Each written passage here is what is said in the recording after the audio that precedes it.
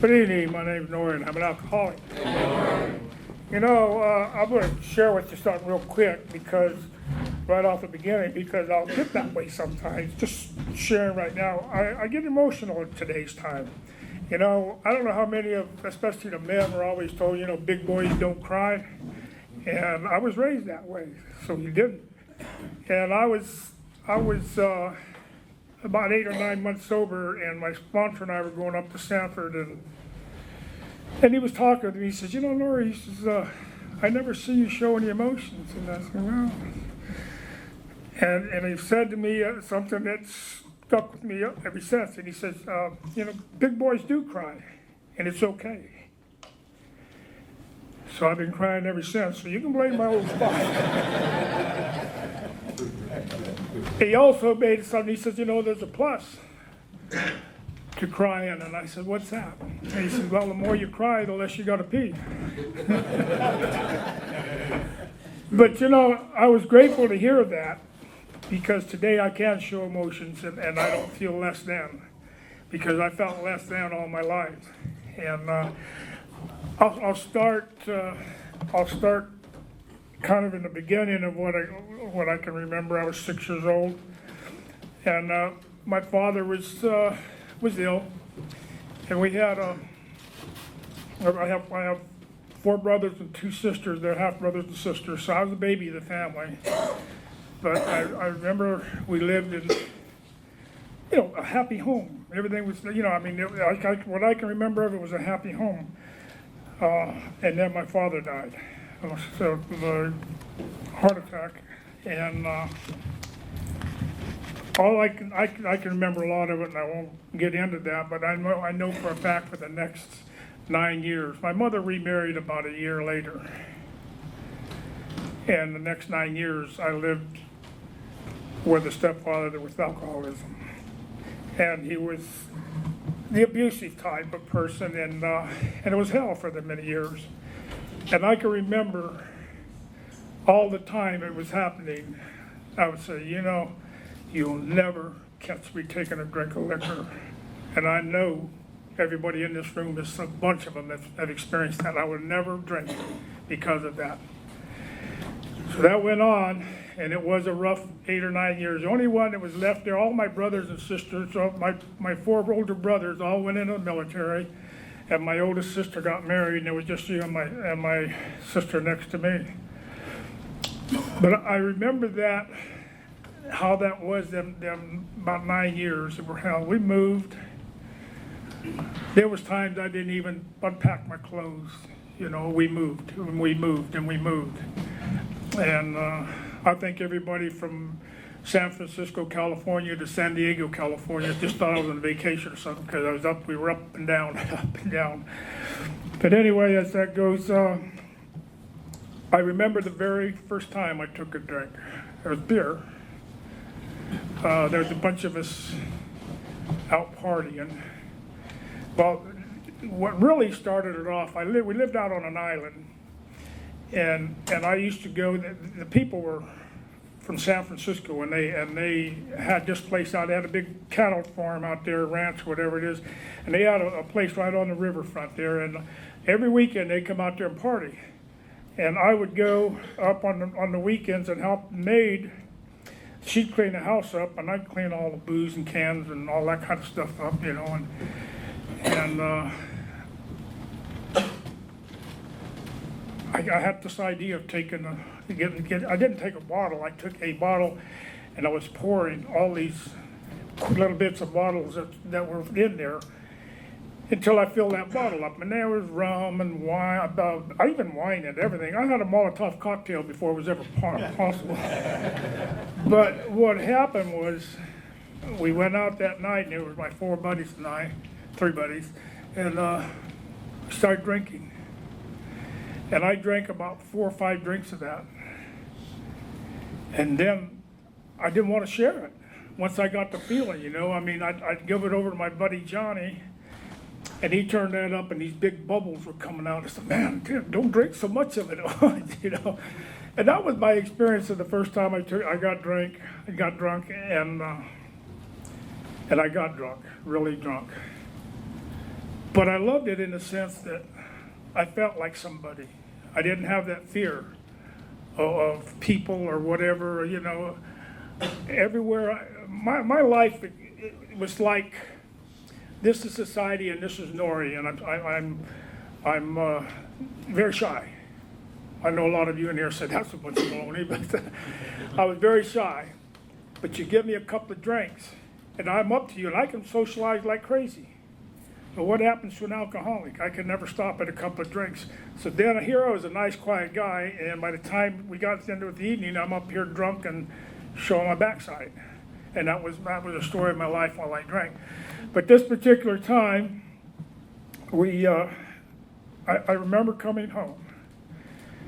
And I thought about not ever drinking again of what I said about my stepfather. But I remember I came home and I was out on the back porch and I was in the bushes throwing up. I was sick. And my mother came out. And she knew what it was. She seen with it and she started crying. And she says, "Not you too, son, please." And I put my arms around her and I promised her that I'd never do this again. Yet the whole time in the back of my mind, I was waiting till the next weekend that I could do the same thing. That's the effects that alcohol had on me that quick. It wasn't like I had to drink into it. It was the very first time. I liked the way it made me feel, and that's the way I wanted to be. And from then on, it went on, and I got in a lot of trouble. I won't bore you with that because you know how we all do. But to me, what it was that the trouble I got into was number one, when I got to drinking, I thought I was Fred Astaire, the best dancer on the floor. I thought I was Rudolph Valentino, the greatest lover. And then I got the John Wayneisms. I was the meanest SOB in the valley. And a couple of them worked out a little bit, but the meanest guy didn't work out because I was like 5'6". I weighed about 135 pounds. And I'd get drunk and I'd challenge the biggest guy in the area, And I remember I ran into this guy, Jimmy Phelps. I'll always remember that name. But we started fighting, and he put knots all over my head. And he just whipped me up one side and down the other. And I woke up the next morning and my head hurt, and knots. I couldn't even comb my hair. I said, man, I'm not going to do this again. But about come Wednesday, it come time for us to get scheduled to go out, get ready to go out that weekend. And we were out drinking, and my buddies and I were there, and I told Ephraim, one friend, I said, Jimmy's not that tough. And he said, I know. He said, you were just drunk, man. You can take it. So I got drunk, and we went hunting for Jimmy. And Jimmy whipped me up one side and down. And the third time, I brought the same thing up. I said, man, Norry, leave it alone. Let it go. You don't need it. They didn't want to tell me I couldn't do it. And he whipped me up one side and down the other. This is alcoholism. And, the insanity part of it. This time it'll be different. Never was different because I went around getting that quite a bit because I was so small. And when I drank, I thought I was big. But, I struggled a lot in my younger life.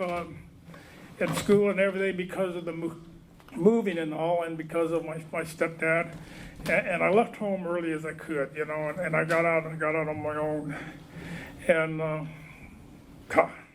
it got worse, because I didn't have to worry about coming home to mom or anything. But I got married at a young age, and had 2 sons, and we were married for 7 years, and I guess she just couldn't take what I was dishing out all the time. I wasn't an abusive drunk, I was just a drunk. I drank and partied, and any of us, and mainly the men, you can hurt a woman a lot more with your tongue than you can with your fist, and that's what kind of drunk I was. I would verbally abuse my family, my wife, and all. I was a bad person when I got drunk, and I lost that marriage, and I went on to living on my. And it was crazy. I did well, don't get me wrong, during that time. I mean, I went to the top. Alcoholics are smart and great achievers if they want to be. And I went from working at Crown Zellerbach, which was a big plant there, entry at one agent within 6 years, I was manager of a department. And I did well, you know. I mean, it was just I drank. Well, and I knew how to get with my upper bosses. They liked to drink, so I drank with them. Everybody else was afraid to go, and I went hunting and all that stuff with them, so I fell into it pretty good. But I know when I left, my wife and I split up, I gave her everything. And we had come in quite a bit in that 7 years. And I gave her everything to take care of my sons, and that was the agreement. And then I took off, and I went to Southern California to where my brother was at, and I got a job that we all would be proud of me having. I became a bartender. And I had a apartment above the bar. It's on the beach. So you can imagine what it was like. And it was the same thing as it had always been, is we work hard, and then we play. I'd go to work at 5 in the afternoon, and we wouldn't quit till 10, 11 o'clock in the morning, because after 2 o'clock, we'd just go out across the street to the beach and party the rest of the night. So that went on for several years.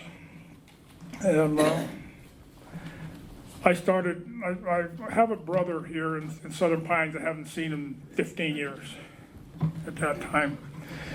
And so I was going to come back and see him. I didn't. Well, the biggest thing was Tony, the bartender with me, had an uncle in Florida that was going to get us a job in construction. So I said, well, we'll take off and go out there. Heck, we did. He was trying to get away from his mess there, and me too. And he had a son in Nashville, Tennessee. And he said, I want to stop by and see my son, and then we'll go from there. And I said, well, I'd like to stop by and see my brother, and then we'll go on down to Florida. And that was the plan. So we left San Diego, and it took us 14 weeks to get to Nashville, Tennessee. That car would drive, if it was a city limits, and it had liquor in it, alcohol in it, we didn't leave there for a couple of 3 days. We had some weird times in that. You'd love it if I sit down and tell you about it. One of the main ones I remember, we were sitting there, and you gals might not, well, you'll understand it, but anyway, how guys are. You can walk in a bar, and man, this girl is ugly. She's ugly. But about 8, 9 o'clock, she's not looking too bad. And by 11 o'clock, she's looking pretty darn good. So we both took off with these two girls. And he was on the downstairs of the motel room, a little old junky motel there, and I was on the upstairs. And I remember I woke up, and I had my arm out like this, and she was laying on it, and I looked over, and I said, oh my God. I couldn't believe what was happening. And I slid my arm out, and I got over the side of the bed, and I sat down, and I was putting my shoes and pants on, and I got up, and I got to the door. And this gal, I'm serious about it. You guys understand this. This gal was about this big around. Her boobs looked like she had 2 fried eggs slapped on the chest. And she had about 5 teeth. So you can see how drunk we got. But I'm trying to tiptoe out of there. And she wakes up and says, where you going, honey? Oh my God. I'm going down to the car to get a beer. And she says, well, bring me back one. So I get running down the stairs, and I got my shirt and my shoes. All I got on is my pants, and Tony's down there laughing like crazy. Same thing happened to him. We got in the car. But that was the last time we stopped, and I don't think we stopped again there till we got to Nashville, because we were afraid of what we were going to run into. But that was some of the stuff, crazy stuff, you know. A lot of the stuff when you're drinking, all of us had a lot of good times when we were drinking. And the thing is after a while, it gets bad. So anyway, got to Nashville, and I came on down here, and Tony stayed there to visit with his son for a while, and then he called me and said he's going back to California. So I decided, well, I'll just stay here. I didn't want to go back to California. And I met my wife, and through my brother. And it was like 2 or 3 nights later, I told her I was going to marry her.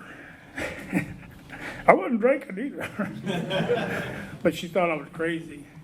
But we did. We went out for a while, and about 6 months later, we got married. I remember her father telling her, "You know he drinks a little too much." And she says, "Yeah, but when we get married, it'll be different." And folks, it was different. It got worse. I remember hearing a speaker down in Myrtle Beach talking. He was an English teacher. And he says, the way I drank, he says, I kept drinking and it got worser and worser and worser. And he says, I know there's no such word as worser, but if you drink alcohol like I did, it gets worser. And that's where it got with me. Again, like I say, physically, nothing. But abusive, I cut her to ribbons all the time. I was bad at that. When I drank, it was hard. I guess confusing for her. We talked about it before. Get up in the morning and go to work and doing everything's going fine. We go out to dinner and everything's fine until I take a drink of liquor, and then the wheels run off. And that's the way we lived for 18 years.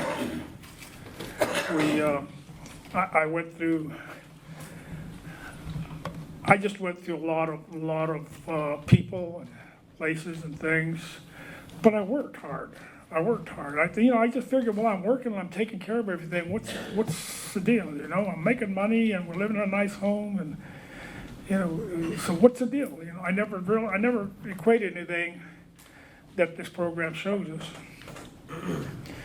But it got to a point and I wanted to quit, but I didn't want to quit. And I go to the bars with the guys, and I remember this guy, Jack Gardy, a friend of mine, and he says, "Norry, you're a nice guy, but you just drink too much." And I said, "Well, I'm alcoholic. What do you expect?" Well, now they can't say anything because I admit that I'm alcoholic, so what are they going to say? And this was the kind of way it went for a good while. And then I had a 22-year-old son by my previous marriage. And I had 2 sons, but the youngest one, 22 years old, and directly due to this disease, he took his own life. And when that happened, it devastated me without question, but I didn't know how to get rid of the pain. And I was drinking way too much already, but the drink was what took the pain away temporarily. And I would say probably less than a year's time, it drove me to the point that I had to seek help. But the whole time, Carol was trying to hold things together. And she did a good job because it stayed together. But anyway, I decided to go to treatment. I went to Fellowship Hall in Greensboro. One of the old-time members that was here in this building, I knew Carl from the Elks Club, and every night he came in there, and I was bartending there too. Alcoholics are workaholics, because I got it in the morning, I delivered newspaper, I ran my little business all day long, and I went up to the Elks Club and bartended. But the bartending was a reason, because then I could drink. So anyway, I didn't see Carl around for a while. I says, "Where's old Carl?" And he says, "Oh, he's going to that thing called AA." And I said, "What's that?" And he said, "Well, it's for people to drink too much." He says, "Well, he needed to go there. He did drink too much. And if I ever get as bad as him, I'll go too." And the sad part about that is I got worse than Carl. And but he was the first one I called. I'm going to tell you what happened to me, and I know one of my sponsors once said, "Well, I wouldn't tell that because that doesn't sound realistic, but it's my story, and I'm going to stick to it because that's what happened to me." As I come home that night and I was drinking, my wife always picked me up. My day was I worked all day long, and then I went to the VFW and drank, and I went up to Peddler's and finished my drinking, and then I tapped it off up at the uptown place, Brooks. She would pick me up because she was afraid that I would have a wreck and kill somebody. So she did that for a reason. Even if she was enabling me, she did. That's what she would do almost every night. But this night we came home and I wanted the keys. Like I told you, I never abused her, but she wouldn't give them to me, and I was trying to get them, and I pushed her, and her arms went on the counter like this and scratched them up pretty bad. And she ran upstairs crying. And I sat down in a corner there, and there's a little desk there where there's a phone. And I remember just saying, God, I don't know what to do.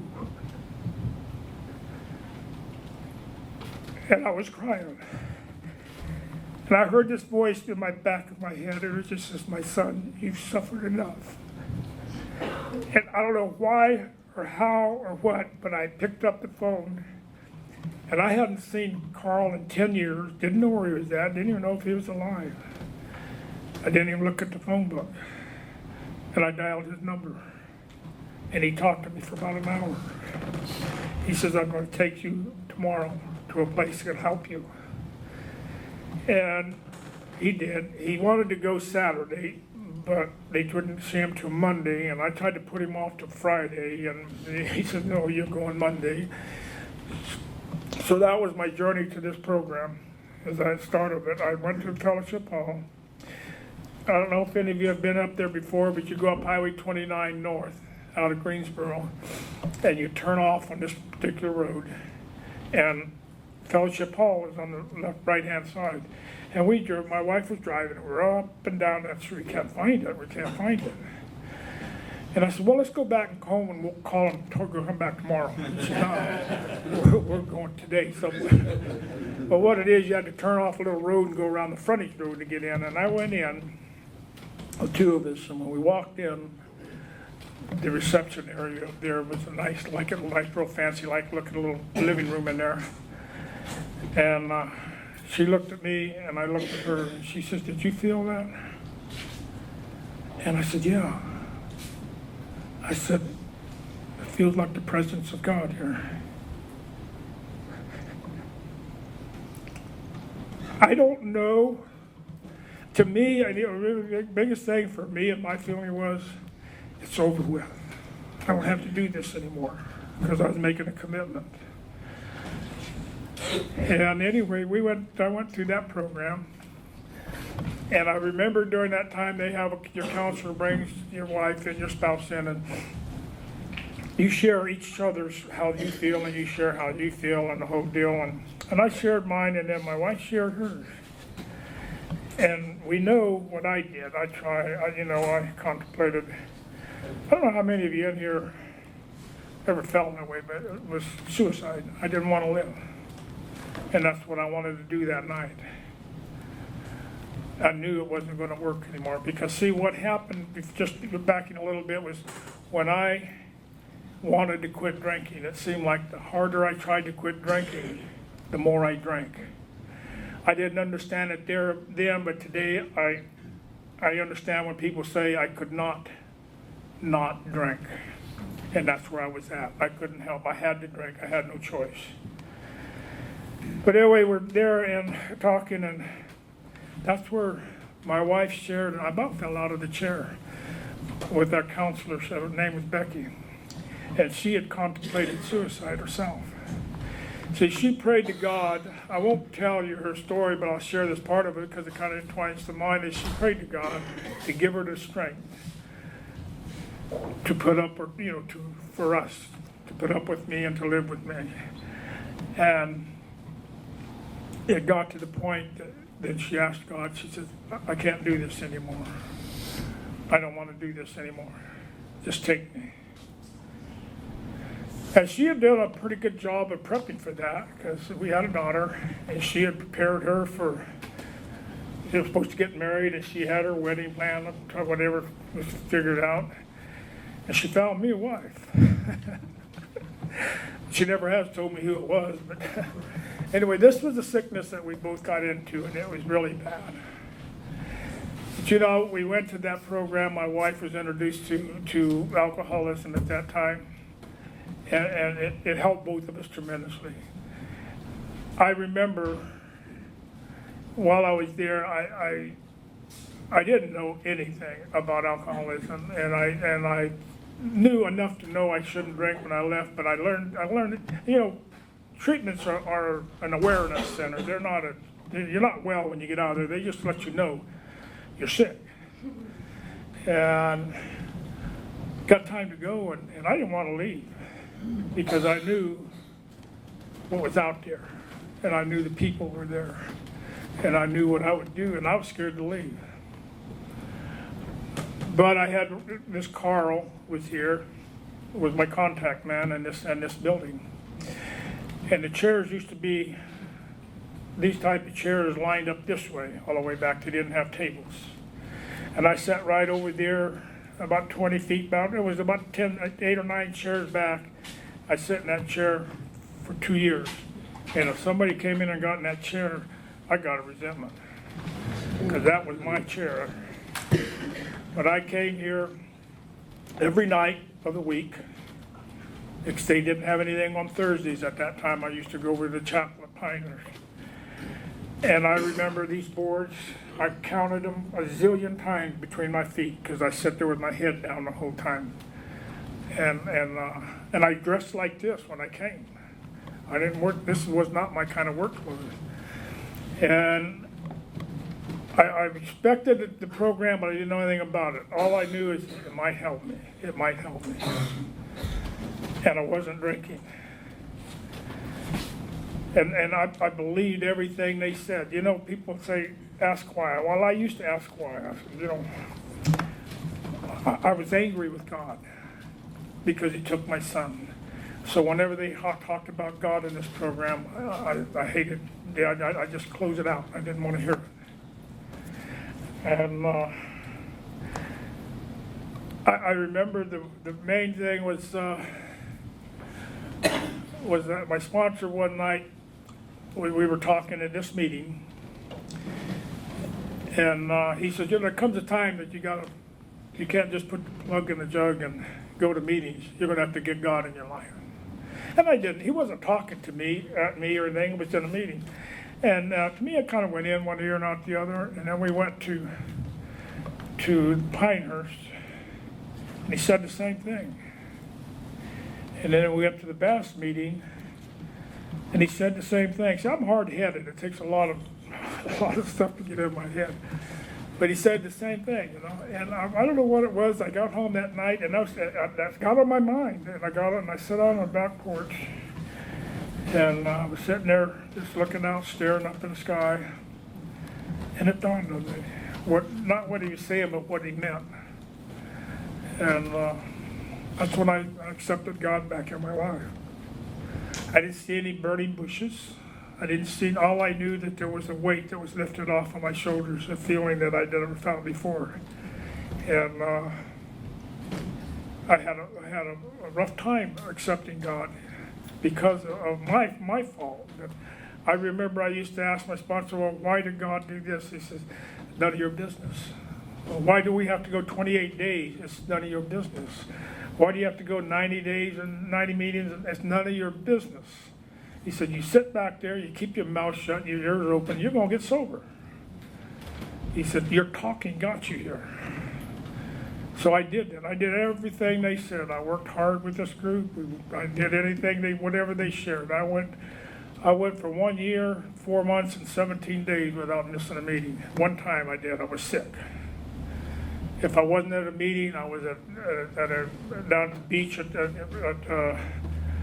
their conferences and stuff. My sponsor took me, and his wife took my wife, and Al-Anon, and everything we did was AA and Al-Anon. And we did that for on beyond that, but I mean, that's how long it was before I took any time off of AA, and that was because I went on a vacation. I was gone for 2 weeks. But when I walked in this room, I was scared to death because I didn't know what I was getting into. But I think I keep going forward more because the pieces of it's more important. But I was sitting right there, the coffee pot was right on the other side of this wall. And I was making a cup of coffee and smoking a cigarette, because we could smoke here then. And I just said kind of to myself, I said, damn, I hate this stuff. And my sponsor looked at me and says, what? I says, coffee and a cigarette. He says, why are you doing it? Well, see, at Fellowship Hall, everybody drank coffee and they smoked cigarettes. And I thought that was one of the recommendations. You had to drink coffee and smoke cigarettes to stay sober. And I did that for about 9 or 10 months. And folks, I have not had a cigarette or a cup of coffee since that day, because I don't like it. But I thought I was willing. They said you had to be willing, and I took everything in vain. I had to be willing, and that's what I did. So we were going through, I used to love this thing on Wednesday nights. They had open night and a lot of the Al-Anons came in. It was an open meeting. And that's where it helped my wife a lot, was where she would hear other alcoholics share some of the stupid things I did and some of the things I still do at the time. And she finally realized it's not Norry, it's alcoholism. They're doing it because they have a disease. She just thought it was me, and I was just BSing her. But so I really felt that was a big thing for us and her.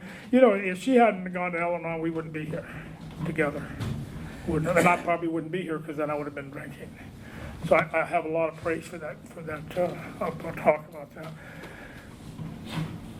But we went to conferences, and there was one conference I went to down there. There was this Southern Baptist preacher, and he was sharing.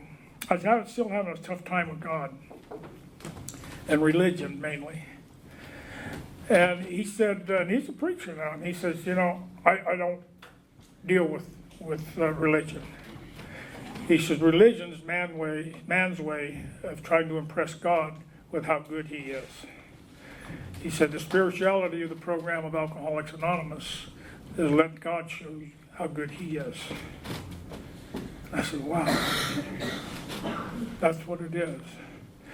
So I didn't push God out, but I brought this program in and learned a different deal altogether. And that's why we can have this deal here with all denominations of religion, just because we talk about God, not about what you are or what you aren't. So I struggle with these things as I go along. Like I say, as I'm sharing this, I learned here, it took me a while, but I learned here that alcohol gave me nothing. All it ever did to me was take from me. And it did. It always took from me. It never gave me anything. So as we went on down, I was at this group for a good while. And I got a resentment with this group, and I left. But it was kind of a deal. We joined a group of AA and Al-Anons that went to camping trips. You know, we went all during the summer.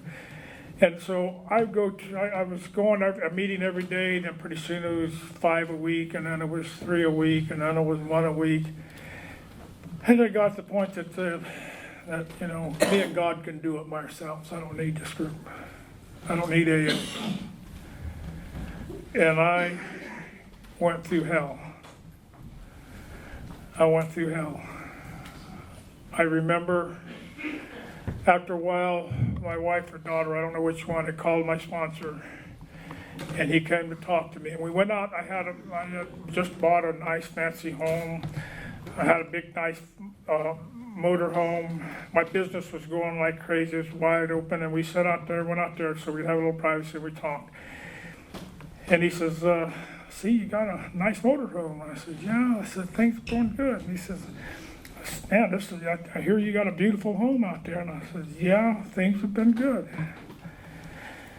And he says, it's a nice car you got. And I said, yeah, my wife wanted that, and business is good. And I got there. He says, Norry, one drink, and it's all gone. And that stuck for me from that day on. That one drink, everything I have would be gone if I went back, because I learned from you guys that it never gets better or easier, always harder. So these are experiences that I had to struggle through, and I went to some meetings here, west side there, here, and I come on and I said, those guys this and this guy and that group over there and this and that. And my daughter looked at me, well, what happened? Yeah. What happened was I was sitting out in the gazebo, and I was that devastated. I don't know what it's really like, but I assumed it's like the big black hole you can't fill, because I was buying all this stuff to try to make us feel good, make me feel good, and it would for a short while, and it was gone. Well, I was sitting out there, and I was crying. I said, God, what do I do now? And my wife came out there to see if I was all right, and she was standing behind me, and she says, Norry, did you ever think of going back to AA? And I got so far into myself that I'd forgotten AA. I forgot what could bring me out of where I was at. So that's why I started going back to meetings. So I went to this meeting and that meeting, and my daughter said, Dad, is it the meetings or is it you? And I had to sit back and think, So that's when I went to my home group primary purpose, and it just happened to be the meeting that I surrendered to the program to. Was I went in there and I became part of, instead of sitting back and judging. And that was the journey for me that started a halfway decent recovery for a while, and it took me a while to get out of that slump. I have a lot of, I get, they say these promises come true and everything. If you haven't gotten the promises, stick around, because they will. Do what is suggested, it'll happen, it will. There's too many of us in here that's experienced it all. I just bought that new motor home, and I was getting ready to go to California. I had no contact with my sons at all. Anytime I ever wanted to contact them, I had to call their grandparents. And so I called their grandfather's house. And I had two sons at the time. And my oldest son answered the phone, scared the daylights out of me. I didn't know what to say. I hadn't spoken to this young man for 34 years, because they wouldn't allow me to have any conversation with him. And only because of the fact that they were religious type people, and I was a drunk. So I said, you're going to be out there for a while, because I'm traveling out there in a week. And he says, I'm going home tomorrow, but he says, I live in Montana. He says, why don't you come through there and stop by and see me, or see us?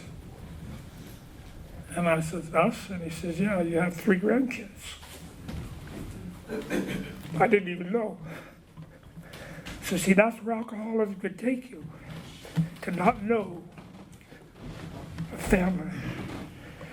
And because of this program, and it had to be the right time, because if I wasn't, everything that happens in this program is God's time, not mine or yours or anybody else's. It had to be right then, because at that time, it couldn't have been any sooner, or I probably would have screwed it up, or it could have been a little later, I probably would have avoided it. It was at the right time. So I had the pleasure of going and meeting 2 granddaughters and a grandson the first time that I didn't even know I had. And we built a relationship with that since then. So these are the pluses that this program has given me. We struggle with some stuff with our family, but we will get over it. And there's some of the things that we have hard times still yet. This program gets better, but it doesn't mean that you're not going to have trouble in your life. Things still happen. But the thing is, God gets you through it, and the group gets you through it, and your belief in the higher power gets you through it. And I've learned that one thing I know for a fact to me is it seems like the more that I stay sober and I try to help others, I don't necessarily get things monetarily in return. I get things in return to me of just, if nothing else, but good feelings. The feeling that it comes from the heart. And that's what keeps me coming back. Because I like that feeling that you guys give me. I like to know that there's, it's nice to sit there and look at everybody here. And I'm not the only one that's sick like that. That was drunk like that was crazy like that. And then I look and see how all you guys are growing, and it gives me more confidence that I can be here and be somebody. I'm not that less than person. I'm not that up there showing my backside person. I'm here on God's term with all of you. All of us are the same. And I see all different professions in here, and I say, wow, where else can you put these kind of people all in one room and say thanks to God and mean it from their heart? It don't happen. I want to share